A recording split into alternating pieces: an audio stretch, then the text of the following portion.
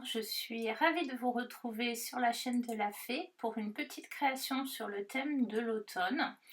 Alors je voudrais créer voilà, une espèce de couronne avec des éléments typiques de l'automne. Donc je me suis fait un brouillon, ce qui m'a permis notamment de voir comment placer tous ces éléments. Je vais travailler sur un papier 100% coton qui est de la marque Gerd Stacker. C'est une marque que l'on ne trouve qu'au Géant des Beaux-Arts, mais vous avez tout un choix très intéressant de papier en 100% coton chez La Fée. J'ai fait un carré de 25 cm de côté et afin de trouver le centre, j'ai marqué les diagonales. C'est ce que j'essaye de vous montrer, mais bon, on ne voit pas grand chose en fait. Puisqu'en fait, au centre des diagonales, vous avez le centre de la feuille. Là, je me répète. Et c'est comme j'ai placé ici la pointe de mon compas. J'ai dessiné un cercle de 8 cm de rayon, donc 16 cm de diamètre. Je n'ai pas trop appuyé, je l'ai fait de façon très légère et il va me servir de base pour ma couronne. Je vais vous montrer après les différents tampons que j'ai utilisés. Donc vous voyez sur ma couronne, il manque ce grand champignon ainsi que ce petit hérisson qui est de la marque Sokai, que eux je vais tamponner à part, détourer pour venir les placer sur la base de ma couronne. Tout le reste va être tamponné selon la technique du cache. Et vous avez essentiellement des tampons, les nouveaux tampons qu'a sorti La Fée, des tampons non montés qui ont été dessinés par Caro. Vous avez plusieurs types de feuillage, de baies également, de différentes tailles, ce qui vous permet de vraiment jouer avec les tailles. Et les très grands sont un régal à mettre en couleur parce que justement ils sont grands. Donc vous voyez là, je vous montre un petit peu. Bon, celui de droite, c'était le feuillage du mois, je ne sais plus de quel mois, mais vous pouvez toujours le retrouver. J'ai préparé bien sûr des caches. Je les ai pour une fois montés sur mousse, alors que je la prononce bien EZ Mount. En fait, en rangeant mon bureau, j'ai retrouvé un peu de cette mousse. D'habitude, je les mets sur un autre système, sur la Tack & Peel. Donc voilà un peu ma sélection de feuillage et de baies que je vais compléter avec ces tampons de mes petits ciseaux, la planche noisetier et la planche balade en forêt. Alors surtout pour la citrouille et certainement un des textes. J'ai l'intention de mettre en couleur avec de l'aquarelle, donc forcément je vais tamponner avec la Versafine. Alors, ma méthode, donc moi j'ai décidé de procéder par la technique du cache. Évidemment, si vous n'êtes pas à l'aise avec cette technique, vous pouvez procéder différemment. Mais c'est là que mon brouillon est très utile parce qu'il m'a permis non seulement de voir ma mise en page, mais aussi, vous voyez, quels motifs seront à tamponner avant les autres, etc. Donc par exemple, ces feuilles de noisetier devront être tamponnées avant la feuille de chêne de la feuille du scrap, les baies encore plus avant. Si vous voulez la technique du cache, c'est très simple. Vous tamponnez d'abord ce qui va être au premier plan, puis vous mettez votre cache. Vous tamponnez ensuite ce qui sera au second plan, vous mettez un cache, ce qui sera au troisième plan, et on peut continuer comme ça longtemps, jusqu'à ce qu'on ne voie plus rien. Donc je vous montre un petit peu ce processus en accéléré. Évidemment, si vous avez des questions à ce sujet, n'hésitez pas à les poser en commentaire. Si ça va trop vite, n'oubliez pas non plus que sur YouTube, vous pouvez gérer la vitesse de lecture des vidéos. Donc, ou faire des pauses également. Allez, je vous laisse en musique et je vous retrouve ensuite pour la colorisation.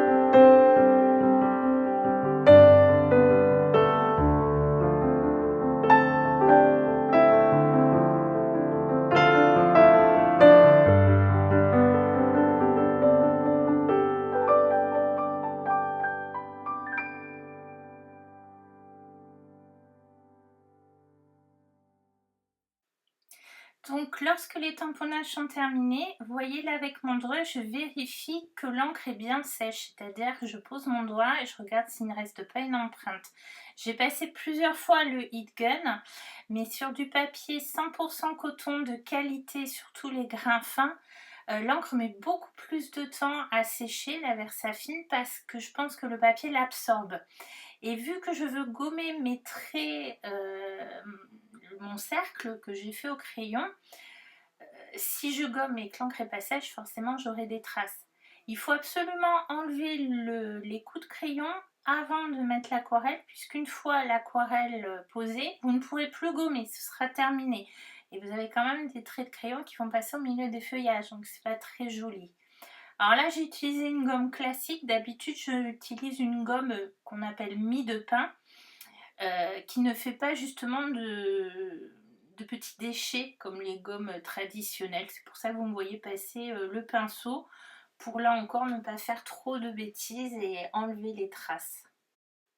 Alors sur la même chute de papier où j'ai fait mes tamponnages supplémentaires, j'ai préparé mes couleurs de sennelier, le gomme gut, le orange Saturne, le rouge vermillon et l'or de quinacridum. Là vous voyez que j'ai fait des petits essais en mélangeant le gomme gut avec le rouge vermillon. On obtient un orange qui est différent de l'orange Saturne, donc ça peut être intéressant de jouer avec. Pareil si on mélange l'orange Saturne et le rouge vermillon. Dans la série des marrons, donc c'est la colonne suivante, de haut en bas, on a le Caput Mortuum, le Brun Bandique, le Bitume. Oui, c'est ça. Et ensuite, le Terre d'ombre naturel. Et pour finir, le style de grain vert et le vert de vessie. J'ai fait un petit essai en essayant de mélanger le style de grain vert avec le terre d'ombre brûlé, non, d'ombre naturelle, pardon, mais c'était pas très concluant. Donc je ne vais pas vraiment le retenir. Alors je vais vous expliquer vite fait comment je procède, mais ensuite je vous laisserai regarder. Je n'ai pas nettoyé ma palette où il y a donc des couleurs précédentes qui rejoignent un peu celles que j'avais fait. En général, les aquarellistes ne nettoient pas leur palette parce que c'est intéressant de récupérer aussi ce qu'il y avait dedans. Ça apporte des mélanges différents, c'est-à-dire que mon jaune orangé d'épargne ne va pas être le même que celui que je vais obtenir au fur et à mesure que je reviendrai mettre du pigment, etc. Donc je commence par un jus plus ou moins clair, plutôt de gomme gut, puis je vais venir ajouter soit un peu d'orange Saturne, soit un mélange plus orangé, soit des touches de rouge, etc. Vous voyez sur la première feuille, j'ai mis peut-être un peu trop de rouge ou d'orangé alors que la première couche était vraiment très humide et du coup ça s'est étalé et s'est allé sur toute la feuille. Or je ne veux qu'une partie. Donc c'est un petit peu le problème, c'est-à-dire que là je travaille vite comme cet été, mais il fait un petit peu moins chaud, c'est du papier de qualité, donc l'aquarelle va réagir différemment. C'est vrai que quand on alterne les qualités de papier, des fois notre geste ne suit pas forcément. Je vais faire le temps que les premières étapes, les laisser un petit peu agir. Je fais mes feuillages légèrement verts, donc avec mon style de grain vert et une petite touche de vert de vessie, parce que je veux un vert mais pas trop vert, qui va tirer plus vers le jaune pour rester dans une certaine harmonie de couleurs. Je ne vais pas forcément recouvrir toute la feuille. J'ai aussi fait un choix, tout ce qui ressemble à des feuilles de chêne, je les ai fait dans des tons jaunes, orangés. Et les autres feuilles qui font plus feuilles de noisetier ou cette très grande feuille, je vais plus les faire dans ces tons de vert jaune. Et comme ça, au moins je ne me perds pas dans les harmonies. J'ai décidé que c'était de même nature, que je les faisais pareil. Et vous voyez au cœur, je viens des fois rajouter la couleur un petit peu plus dense, moins diluée. Et puis j'attends, je laisse agir puisqu'en séchant, l'aquarelle va non seulement se diffuser, mais surtout elle va s'éclaircir. Et c'est comme ça, en passant encore et encore, couche après couche, que l'on va travailler et apporter à la fois de l'intensité à sa couleur en changeant les couleurs. Également en n'hésitant pas à varier, par endroits je vais mettre un peu plus de rouge ou même du marron, etc. Et il faut jouer avec les aquarelles, avec les fusions qu'elles s'offrent entre elles, avec la qualité du papier surtout. Quand on a un papier de qualité, il faut en profiter justement et éviter d'utiliser le heat gun. Là, honnêtement, je n'ai pas utilisé du tout le heat gun. J'ai vraiment laissé l'aquarelle sécher d'elle-même.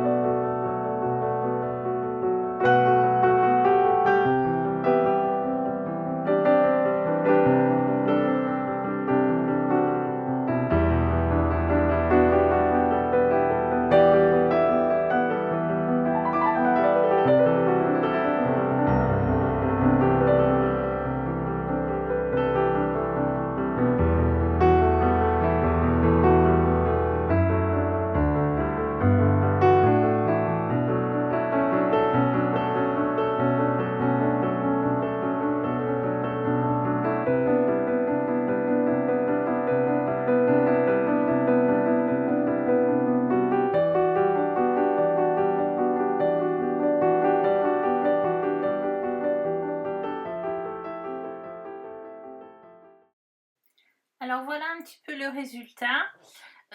Vraiment en faisant ce jeu avec les couleurs, vous voyez à la base des baies j'ai utilisé un rouge de Venise pour j'aurais pu faire un mélange de rouge foncé pour obtenir un rouge plus foncé, mais c'était plus pratique comme ceci est très intéressant. Et là je me suis dit quand même que cette couronne manquait de relief et qu'il fallait lui rajouter une petite ombre. Et pour faire mon ombre, souvent j'utilise le gris de Payne. Et le gris de Payne, en fait, a la particularité d'être légèrement bleuté. Alors, il varie selon les marques. Chez Winsor & Newton, il tire plus sur le bleu que chez Sennelier. Et forcément, il y a du bleu quand même dedans.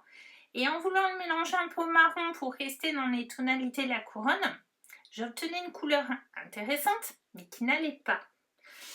Et là, je me suis dit qu'en utilisant une autre couleur, le terre verte brûlée, qui est un espèce de gris de vert, de gris vert, qui est très joli, très intéressant. J'allais rester en fait dans le vert et donc plus dans les tonalités de la couronne. Alors c'est sûr, vous allez me dire, mais le vert on l'obtient à partir du mélange du bleu et du jaune. Mais là quand même on a un vert qui va tirer plus sur le jaune. Et donc en rajoutant le terre verte brûlée, j'ai obtenu une couleur qui me convenait mieux que si j'avais mis le gris de peigne. Donc c'est là aussi que c'est intéressant de connaître ces couleurs. Le cercle chromatique est de travailler avec des couleurs simples et notamment à partir des couleurs primaires. Là, je vous renvoie aux exercices notamment de Marlène qu'elle vous fait sur sa chaîne. N'hésitez pas à passer par cette étape. Ça peut paraître fastidieux, mais c'est très intéressant et important pour comprendre vos couleurs et du coup pour pouvoir les harmoniser. Et puis obtenir un résultat. Donc je place mes ombres sans vraiment me préoccuper de la source de lumière. J'imagine en fait que ma couronne est une vraie couronne en 3D et donc comme si la lumière venait plus sur le dessus, tout simplement. Allez, voici le résultat, la couronne terminée. Eh bien, je vous avoue que je suis très contente du résultat. C'est vraiment ce que j'avais en tête. J'ai beaucoup aimé les fusions des couleurs. Vous voyez, on voit bien l'ombre ici. J'ai réussi à retravailler certaines parties pour que certaines feuilles qui étaient devenues trop orangées pour apporter un peu de variation de contraste. J'ai rajouté des petits textes qui viennent de la planche Balade en forêt de mes petits ciseaux et également le texte Hello Fall au milieu. Mes éléments détourés sont venus se placer sans problème. Ça permet également de finir la couronne tout en lui laissant un côté ouvert en haut. Et on voit vraiment bien les fusions que l'on peut obtenir justement avec du papier de qualité. Alors je me disais que peut-être certaines seraient intéressées pour comprendre un peu ce travail de fusion et de couleur, notamment sur du papier peut-être 100% coton. Donc dites-moi en commentaire si vous voudriez juste une petite vidéo qui montre en détail tout ceci. Alors ça c'est mes nuanciers que j'ai fait selon la technique de Marlène justement pour retrouver mes couleurs. Donc notamment le rouge que j'ai mis à la base. J'ai laissé les feuilles d'ébé dans cette espèce de tonalité marron très claire pour justement apporter du contraste. Et puis d'une certaine façon, elles font écho aux noisettes que l'on trouve sur la couronne, mais de l'autre côté. Donc j'ai mis de la terre d'ombre naturelle de façon très diluée, une couche un peu plus intense sur la base des feuilles, là où viendra se placer l'ombre portée par les baies. Vous voyez, d'une certaine façon, j'ai quand même travaillé mes ombres. Et puis vraiment une couche de bitume lorsque le papier reste encore humide pour favoriser la fusion des couleurs. Là, donc, le petit titre Hello Fall, j'ai juste mis le cœur en rouge, mais c'est vraiment très discret. Et du coup, d'habitude, à cette étape, je rajoute très souvent des touches de Posca blanc pour apporter encore de la lumière. Là, je l'ai fait à la fois sur le gros champignon, puisqu'il a des sortes de petits points, donc c'était une façon de lui apporter du relief, de suivre le dessin tout en apportant de la lumière. J'ai mis une toute petite touche de blanc sur le nez du hérisson, mais c'est tout. Je n'ai pas mis de Posca ailleurs parce qu'en fait j'étais plutôt contente de mon travail des côtés clairs et plus sombres de mes motifs. Et du coup, j'ai décidé de ne pas rajouter cette touche de Posca. Évidemment, ça après, c'est une affaire de goût. Tout dépend si vous préférez le faire ou pas. Eh bien écoutez, je n'ai rien de plus à vous dire sur cette petite couronne. J'espère en tout cas que l'exercice vous a plu. D'ailleurs, si vous le refaites, n'hésitez pas à venir nous le montrer sur le groupe Facebook Fais du Scrap Addict. Et puis, bien sûr, moi, je vous ai donné mon combo, mais des combos de couleurs, il y en a des tas. Donc, vous pouvez très bien adapter selon votre goût. tout comme le sujet également. Vous n'êtes pas obligé de faire sur l'automne, vous pouvez faire sur d'autres thèmes. Les couronnes comme ça se décline dans toutes les saisons. Évidemment, si la vidéo vous a plu, n'oubliez pas le petit pouce en l'air.